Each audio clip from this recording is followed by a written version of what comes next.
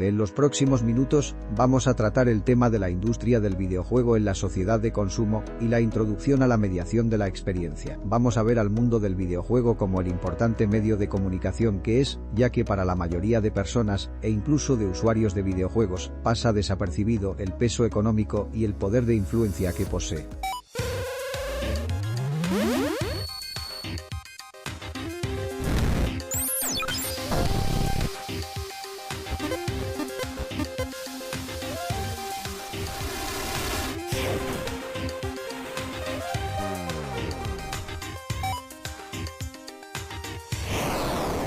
Para comenzar nuestro proyecto sobre la mediación tecnológica y comercialización de la experiencia en videojuegos, antes cabe contextualizar en qué ámbito nos movemos.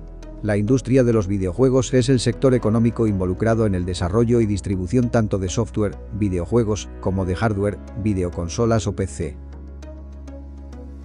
Esta industria engloba gran cantidad de disciplinas laborales como pueden ser programadores, diseñadores gráficos, artistas musicales, literarios, pintores, traductores, dobladores y un largo etcétera.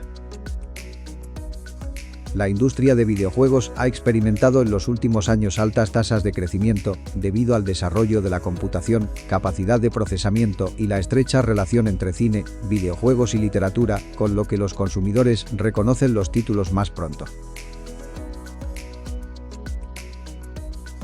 Por supuesto, los videojuegos son productos culturales que, por lo general, van dirigidos a una enorme cantidad de público, es decir, a una masa dominada por el capitalismo de consumo, donde el problema es encontrar salida a una gran cantidad de productos, lo cual se soluciona produciendo consumidores.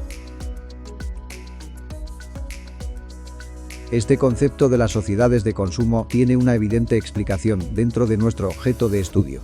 Y es que desde que los videojuegos vieran la luz en la década de los 60 y 70, no han hecho más que crecer de una forma abrumadora, a nivel de ventas, de jugadores y de repercusión mediática, hasta ser lo que son en el día de hoy. Para lograr esto, los videojuegos han conseguido la atención y el interés del público masivo, y a partir de ahí, han gestionado sus deseos. Por tanto, la identidad se convierte en un concepto en el que la mercancía es clave. Más concretamente, pasamos a introducir el condicionante de nuestra investigación: la mediación tecnológica y comercialización de la experiencia. La mediación tecnológica, que hunde sus raíces en el interaccionismo simbólico, nos dice cómo el lenguaje o el arte se transforman en técnicas de mediación de la experiencia, en la medida en que permiten hacer llegar a otros sujetos experiencias que antes no han vivido.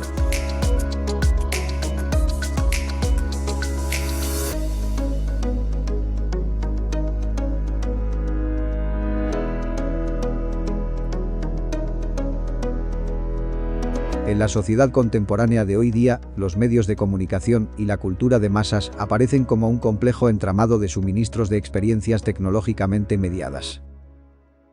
Sigamos ahora haciendo un repaso a la evolución tecnológica dirigida a un público masivo, de máquinas recreativas a consolas, de consolas a PC, juegos en la nube, apps, etc.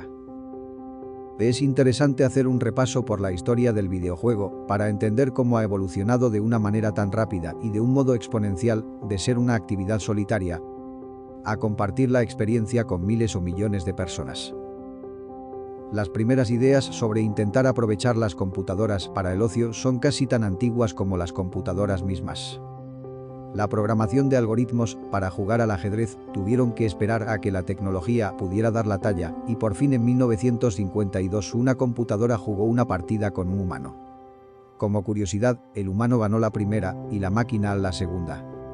Tras otras máquinas experimentales, la considerada como primer videojuego fue Tenis para dos, ya en 1958. Hecho con un osciloscopio y circuitos de transistores.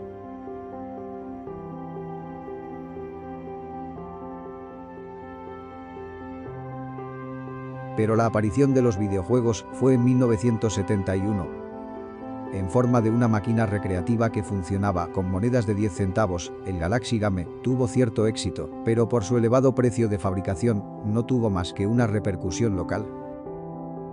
Más tarde apareció la primera videoconsola y la primera recreativa de difusión masiva. A finales de 1974, una compañía como Atari ya generaba más de 250 millones de dólares al año. La industria del videojuego había llegado para quedarse. En años posteriores aparecieron nuevos modelos y nuevas marcas, nuevas plataformas como los ordenadores personales. Pero en esencia, los videojuegos solo evolucionaron tecnológicamente, ofreciendo mejores gráficos, sonido, periféricos, pero seguía siendo una experiencia entre uno o dos jugadores. Hasta la irrupción de Internet no se pudo jugar de forma masiva con otros jugadores, que podrían estar a miles de kilómetros o sentados a tu lado. Por supuesto que los juegos online ya existieron antes de Internet. Existían otras redes, pero no dejaron de ser poco más que experimentos entre académicos. Como curiosidad, el primer juego online estaba basado en textos alfanuméricos, sin gráficos, y era una adaptación del juego Dragones y mazmorras. Esto fue en 1979, en la Universidad de Essex.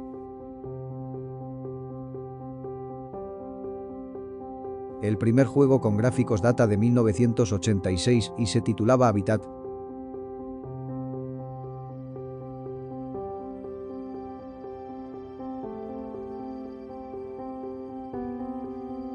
Fue creado por LucasArts.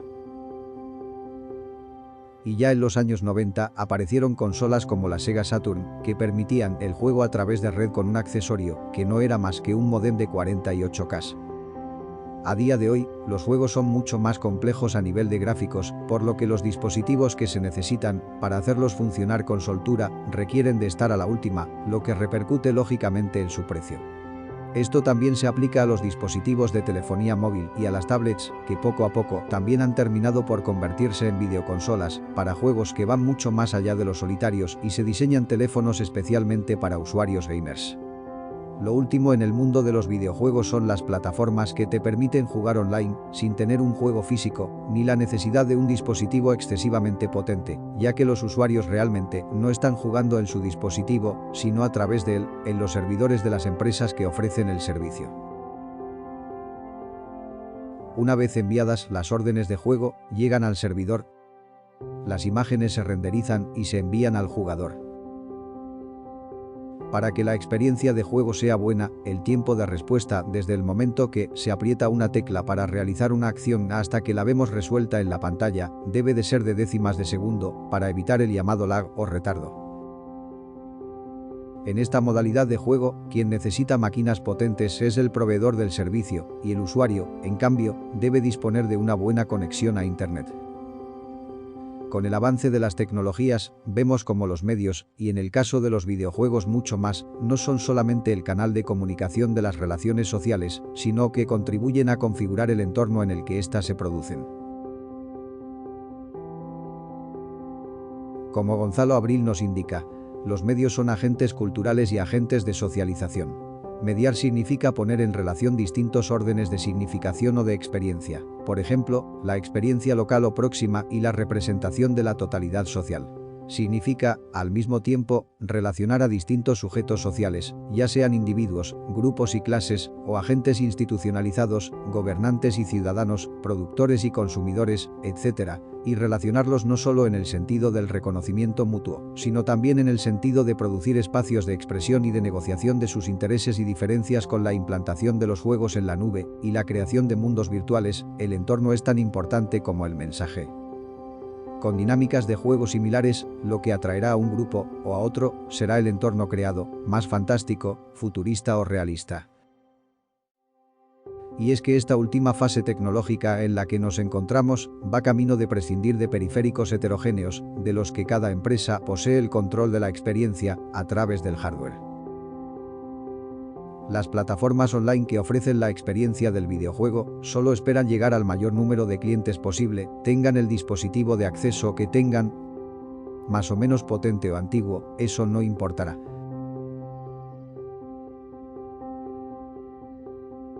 La primera consola en llegar a los hogares fue la Magnavox Odyssey en 1972, que se vendió por $100 en su salida.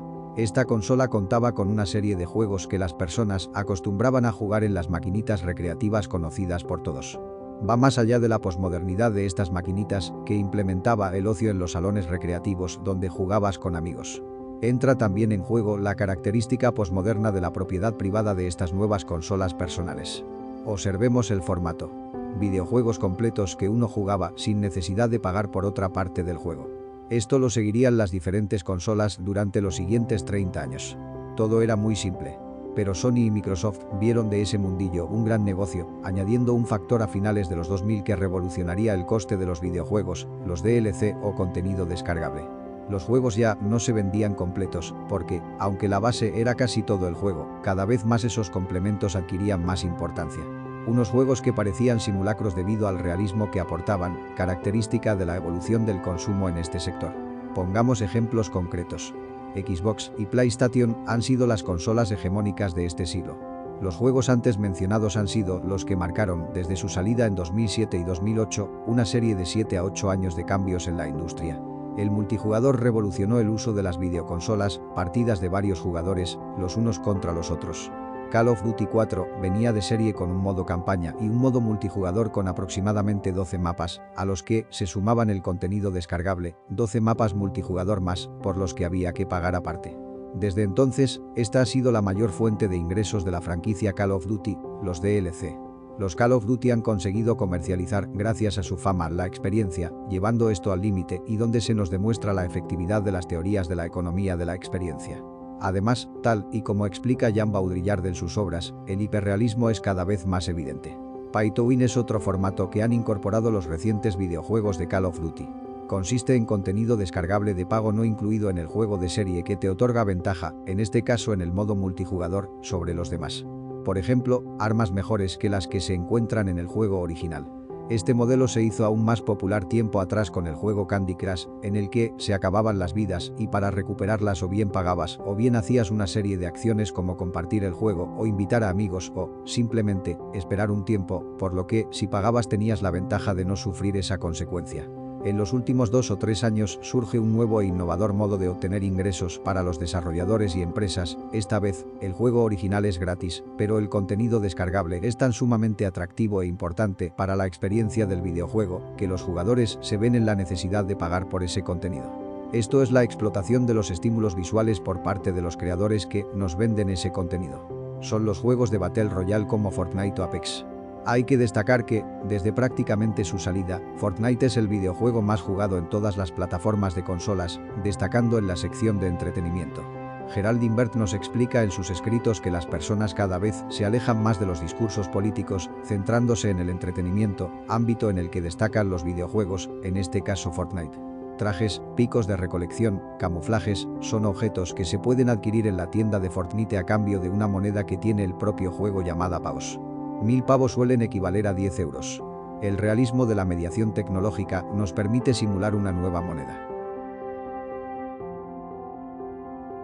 Basándonos en la definición que nos aporta la RAE 2019, los videojuegos, en esencia, son un producto de entretenimiento dirigido a un público que permiten simular una experiencia en la pantalla de un televisor u otro dispositivo electrónico. Pero quizás, para entender el por qué los videojuegos tienen, hoy más que nunca, un impacto brutal en los usuarios, debemos ir un paso más allá. Un jugador de videojuegos ya no solo se limita a comprar un videojuego simplemente como entretenimiento, sino que actualmente se tienen en consideración otras características como los sentimientos, valores, historias y experiencias que estos son capaces de transmitir. Unas experiencias que en la vida misma no podemos experimentar. Este tipo de medio de comunicación se ha convertido en todo un fenómeno de masas, consumido tanto por adultos como por niños, hasta el punto de convertirse en una de las industrias que más dinero generan de todo el mercado global. Como tal, los videojuegos actúan como una nueva forma de expresión artística y cultural, y aquí es donde encontramos esa influencia que tienen los videojuegos en sus consumidores. En palabras del creador de contenido Puerta al Sótano, el arte no es solo aquello que tengamos que contemplar detrás de una raya. El arte puede tocarse, escucharse, sentirse, comerse, leerse o incluso jugarse. Continuando con la reflexión que nos aporta Puerta al Sótano, dentro de los videojuegos se pueden experimentar grandes historias representadas en toda clase de mundos acompañadas de increíble música. Los amantes de este medio audiovisual hemos podido vivir historias por nosotros mismos, gracias a los videojuegos, que, según Puerta al Sótano, han sido capaces de trasladarnos a mundos preciosos, desolados, únicos, siempre a través de los ojos del autor, quien en su inquietud por crear, ha enseñado todo tipo de visiones, realidades y artes visuales, como si de un cuadro en movimiento se tratase. Como reflexión grupal, subrayamos completamente las palabras que nos aporta este creador de contenido, ya que a través de esas vivencias o sensaciones que nos han transmitido los videojuegos, hemos llegado a sentir una emoción que nada ni nadie en este mundo sería capaz de transmitirnos. Sin ir muy lejos, el videojuego de Legend of Zelda, Skyward Sword, resultó de vital importancia en la vida de uno de los integrantes del grupo, cuando en una época complicada de su vida, fue capaz de enseñarle unos valores que nadie supo inculcarle antes. De esta manera, podemos decir que nuestro integrante fue testigo directo de la mediación tecnológica de la experiencia, ya que fue una pantalla, un medio de comunicación, lo que le transmitió esas experiencias, y no un ser humano. En definitiva, y siguiendo con las aportaciones de Puerta al Sótano, hablamos de personajes, ambientes, narrativas, orquestas musicales, que se presentan como un todo para conseguir que los videojugadores seamos capaces de sentir todo tipo de sensaciones como ganas de reír, de llorar, de enfadarnos, de comprender el punto de vista de nuestro personaje como si de nosotros mismos se tratase, o incluso de pasar miedo. Precisamente eso es lo que para nosotros mejor ejemplifica por qué los videojuegos son arte y tienen una gran influencia en todos sus usuarios. Porque son capaces de educarnos tanto más que cualquier persona u otro tipo de arte. Las grandes empresas multinacionales, aprovechándose de ese diamante en bruto que crean los desarrolladores, hacen de los videojuegos un producto de masas totalmente deseado por los consumidores, que siempre quieren más. Retomando las ideas expuestas por Aguado Terrón, basta con echar un vistazo superficial a los productos de la industria de los videojuegos y sus estrategias de comercialización para advertir que la gran mayoría de ellos se presenta en la forma de experiencias consumibles. Así, los videojuegos se constituyen como instrumentos capaces de hacer vivir a sus usuarios experiencias vicarias tal y como apunta Aguado Terrón, es decir, experiencias que no han tenido la oportunidad de vivir. Para ejemplificar esta información es necesario enumerar una serie de videojuegos que trasladan a los jugadores hacia experiencias únicas.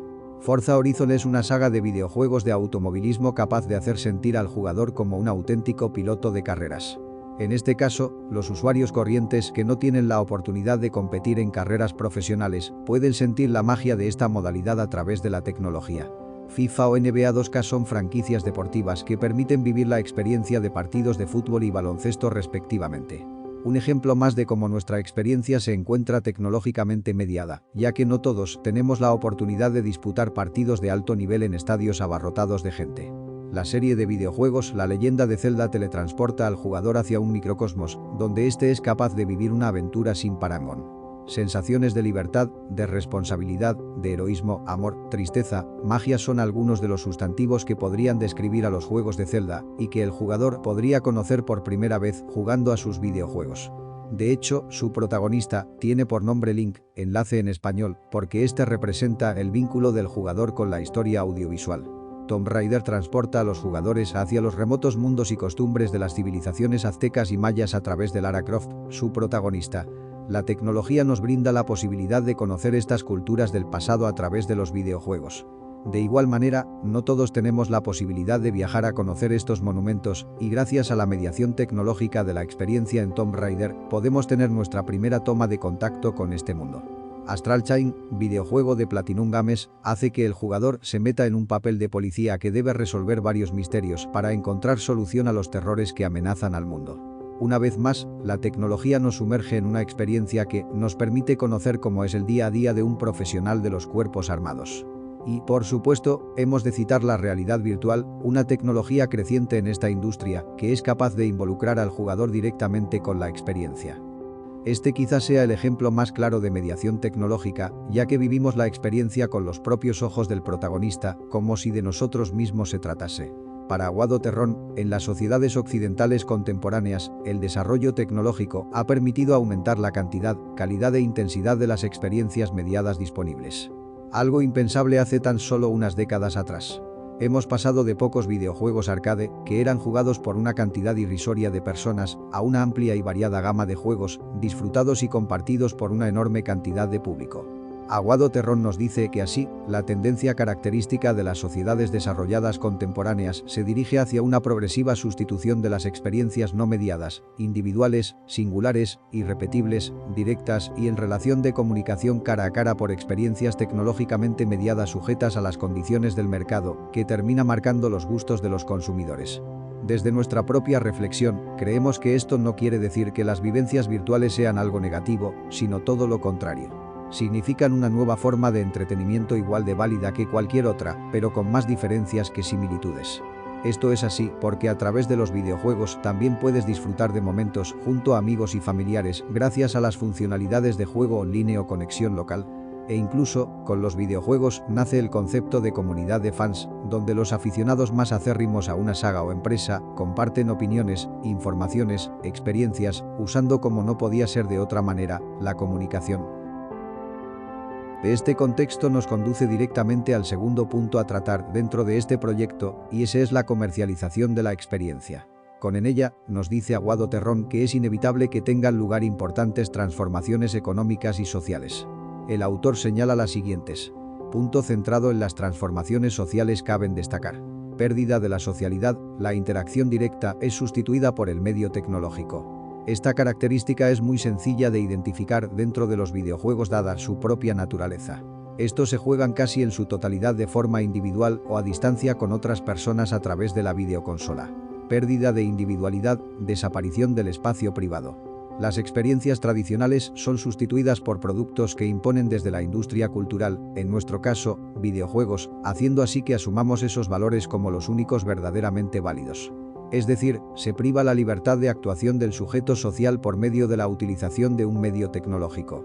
Claustrofilia y aislamiento, el individuo se encierra en espacios de interacción tecnológicos. En el caso de los jugadores, es frecuente que se autoaíslen en sus habitaciones, y más concretamente en un espacio compuesto por un sillón, una mesa y una pantalla, que será el entorno donde se produce la experiencia.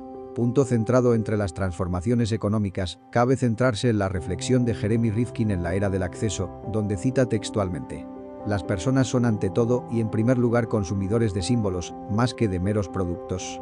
Esta idea se aplica perfectamente a la dinámica de los videojuegos. Cada uno proporciona unos sentimientos, valores o experiencias completamente diferentes a los demás. Unas vivencias que hacen que el jugador se sienta identificado con ellas y por tanto, siempre querrá repetir. Como videojugadores, estamos completamente de acuerdo con este autor, ya que cuando vamos a las tiendas a comprar videojuegos, no los miramos como un simple producto, sino como algo más allá que nos hará disfrutar de increíbles horas de juego. Es decir, estamos consumiendo un artículo cuyo valor económico se encuentra en lo intangible. Es por ello que, en repetidas ocasiones, vemos muchas entregas de una sola franquicia. Franquicias que han tenido éxito, con las que los jugadores se han identificado, y que por tanto se repiten una y otra vez en el mercado. Siguiendo con la reflexión de Jeremy Rifkin, en nuestra era, la producción cultural se convierte en la forma dominante del ejercicio económico, ya que alimenta nuestra existencia psicológica y se convierte en algo tan importante como la propiedad. Esto no solo es visible en los videojuegos, sino también en el cine, la literatura y el arte en general. Para concluir este apartado, cerramos con otra de las citas de Jeremy Rifkin que hace referencia a cómo la industria cultural se ha ido imponiendo en la economía mundial. La cuestión es que las industrias culturales constituyen un modelo organizativo ideal para la economía global que está pasando de los bienes y servicios comercializables a comercializar la misma experiencia cultural. Según la Asociación Española de Videojuegos, AEVI, en 2016, la producción efectiva del sector de los videojuegos en España fue de 1.177 millones de euros. Su valor añadido fue de 503 millones de euros y su empleo directo fue de 8.790 personas. La industria de los videojuegos equivale al 0,11 del PIB. El impacto total en la producción del sector del videojuego fue de 3.577 millones de euros, en el valor añadido fue 1.452 millones de euros y en el empleo fue de 22.828 empleos. Estos datos entroncan con las aportaciones del Bureau of Labor Statistics de Estados Unidos que en sus proyecciones sobre los sectores de más alto crecimiento en output y empleo sitúa a la industria de los videojuegos como el principal sector para el año 2024. En 2018, el sector de los videojuegos generó 1.530 millones de euros en España, sumando la venta física que supuso un total de 849 millones de euros y la venta online que ascendió hasta los 680 millones de euros. Esto representa una subida de 171 millones de euros con respecto a los datos de 2017. El software generó 364 millones de euros, el hardware 356 millones de euros y los accesorios y juguetes híbridos 130 millones de euros. En relación al hardware, destaca el número de videoconsolas vendidas hasta un total de 1.293.986 unidades. Además, se vendieron 8.622.282 unidades de videojuegos. Por último, la venta de accesorios y juguetes híbridos sube ligeramente un 0,4%, alcanzando las 4.383.902 unidades.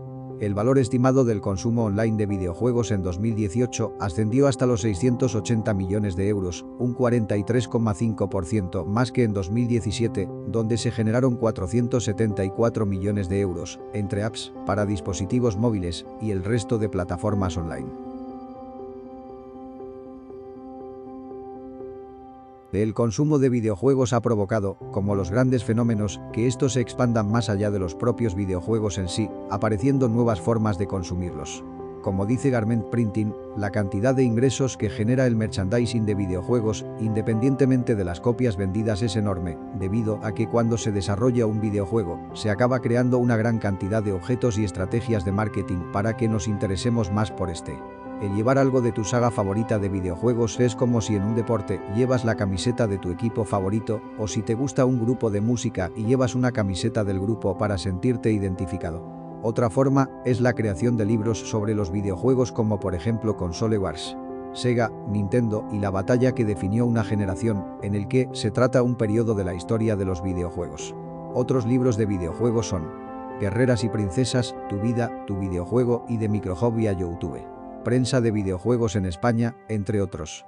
En España la creación de la literatura de los videojuegos ha aumentado de manera considerable, habiendo una editorial que se dedica mayoritariamente a publicar libros sobre este tema, como Héroes de Papel.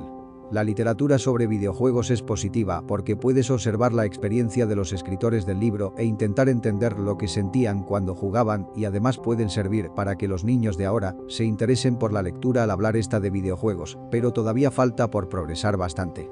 Las competiciones de eSports han entrado de manera lenta y progresiva en la manera de consumir videojuegos. Los videojuegos más famosos por su variante competitiva son League of Legends, World of Warcraft y Fortnite. Estas competiciones han llegado a congregar a miles de personas, como en la final del Campeonato Mundial de League of Legends en 2014, que reunió a 40.000 aficionados en el Estadio Mundialista de Seúl. Los premios por ganar estas competiciones también se han vuelto muy suculentos. En este mismo mundial, el ganador, Samsung White, se llevó $1 millón. Los eSports van tomando cada vez más popularidad en el mundo, llegando a ser sondeados para entrar en los Juegos Olímpicos de París 2024, como dijo el diario Marca en junio de 2019. En el mundo cada vez se van realizando más competiciones, pero para que se consoliden, en mi opinión, falta un organismo internacional que los regule, como la FIFA, en el caso del fútbol. Ubit funciona como un canal de televisión del universo gaming, con distintos programas que cumplen una determinada función. Otra plataforma es Twitch, que se usa para hacer directos de videojuegos o para conversar. Sobre todo la usan youtubers para ampliar sus seguidores. Aquí normalmente puedes ver las competiciones de eSports.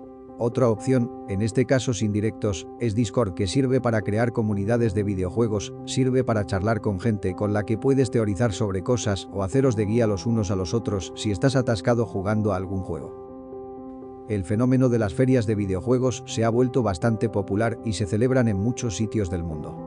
Las más populares son la Electronic Entertainment Expo, o E3, que se celebra en Los Ángeles a principios de junio, y la Gamescom, que se celebra en Colonia, que tiene lugar a mediados de agosto. Estas ferias son las más importantes en el ámbito de videojuegos porque son las que dan información sobre los nuevos productos de los principales desarrolladores. Estas ferias están abiertas a la prensa, desarrolladores y el público general. En España las ferias nacionales del videojuego son la Madrid Games Week, la Nice One de Barcelona y Gamergy, una feria más dedicada a los deportes electrónicos. Como broche final a este proyecto, estamos totalmente de acuerdo en que los videojuegos se presentan como un medio que suministra experiencias tecnológicamente mediadas. A través de este producto cultural, todos los usuarios pueden experimentar sensaciones, emociones o sentimientos a través de una pantalla, dejando de lado las formas tradicionales de interacción social. De este modo, los jugadores reciben experiencias de aventura, de terror, de sacrificio, de amistad, de amor, de sexualidad, de muerte y de enfermedad que han sido representadas a través de los videojuegos. Por otra parte, cabe destacar el papel fundamental de la comercialización de dichas experiencias. A diferencia de antaño, en la actualidad, las llamadas industrias culturales tratan de comercializar aspectos símbolos, dejando de lado el valor tangible de los productos. Esto es algo que vemos claramente en los videojuegos, donde el valor de los mismos no reside en su formato, sino en su contenido. Desde las empresas desarrolladoras, se impulsa la constante creación de nuevos títulos que brinden nuevas experiencias a los usuarios, ya que en nuestra sociedad, uno de los puntos clave para alcanzar el éxito es el tener acceso a una gran variedad de productos que producen identidad. En definitiva, no nos cabe duda de que los videojuegos son el más claro ejemplo que justifica la validez de las teorías de la mediación tecnológica y la comercialización de la experiencia.